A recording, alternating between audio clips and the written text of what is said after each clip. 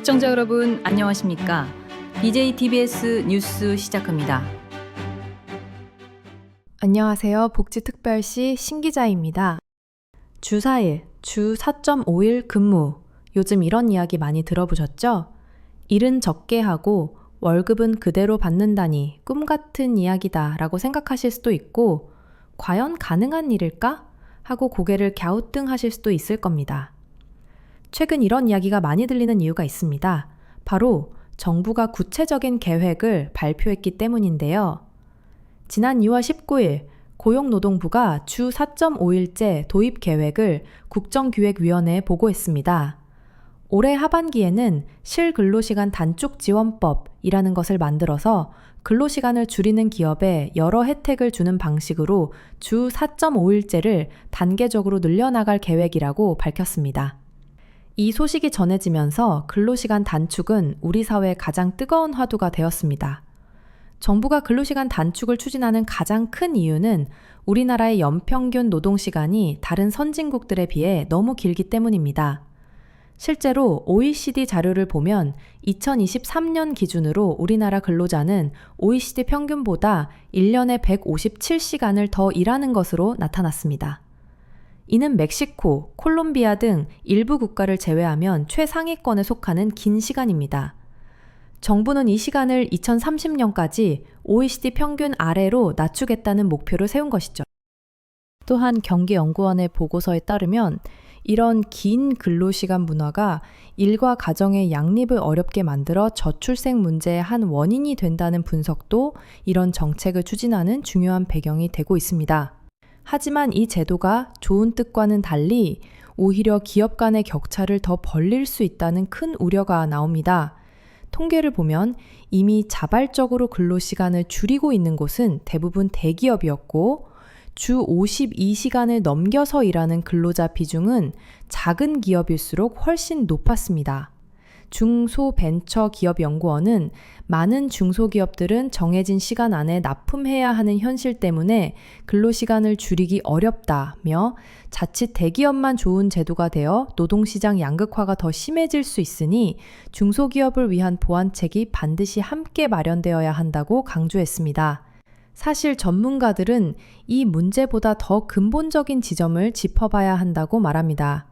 한국개발연구원과 한국노동연구원의 보고서를 살펴보면 우리나라의 긴 근로시간 통계에는 유럽에 비해 시간제 근로가 적고 자영업자 비중이 높은 통계적 착시가 숨어 있습니다. 더 진짜 문제는 유럽처럼 긴 여름 휴가를 자유롭게 쓰는 쉼의 문화가 우리에게는 없다는 점입니다. 유럽의 많은 나라들은 여름이 되면 직장인의 30% 이상이 일주일 이상의 긴 휴가를 떠나는 것이 당연한 문화이지만 우리나라는 이런 비율이 3%도 채 되지 않습니다. 그렇다면 과거 근로시간을 줄였을 때 생산성과 안전에는 어떤 영향이 있었을까요? 과거 주 40시간제를 도입했을 때 연구 결과를 보면 우려와는 달리 긍정적인 면이 많았습니다. KDI의 연구에 따르면 당시 기업의 생산성은 크게 나빠지지 않았고 오히려 실제 일한 시간이 줄어든 것을 감안하면 시간당 노동 생산성은 향상되었을 가능성이 높다고 분석됐습니다.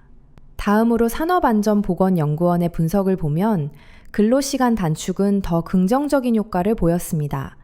근로시간이 줄어들수록 근로자의 피로가 감소하면서 산업재해 발생률도 함께 줄어드는 뚜렷한 경향이 나타났습니다. 다만 줄어든 시간 안에 같은 일을 해야 하기 때문에 노동 강도가 세지는 부작용도 함께 나타났습니다. 그래서 전문가들은 단순히 일하는 날을 하루 줄이는 것만이 정답은 아니라고 말합니다. 한국노동연구원은 진짜 필요한 것은 우리 사회의 일하는 방식 자체를 근본적으로 바꾸는 것이라고 제안합니다. 예를 들어 근로시간 관리를 일주일 단위가 아닌 월이나 분기 단위로 유연하게 계산해서 일이 몰릴 땐 집중해서 더 일하고 일이 없을 땐 푹 쉴 수 있게 하자는 겁니다. 또한 유럽처럼 능력 있는 사람들이 원할 때 짧게 일할 수 있는 양질의 시간제 일자리를 활성화하고 눈치 보지 않고 연차 휴가를 모두 쓸 수 있는 쉼의 문화를 만드는 것이 더 시급한 과제라고 지적합니다. 정리해드리겠습니다.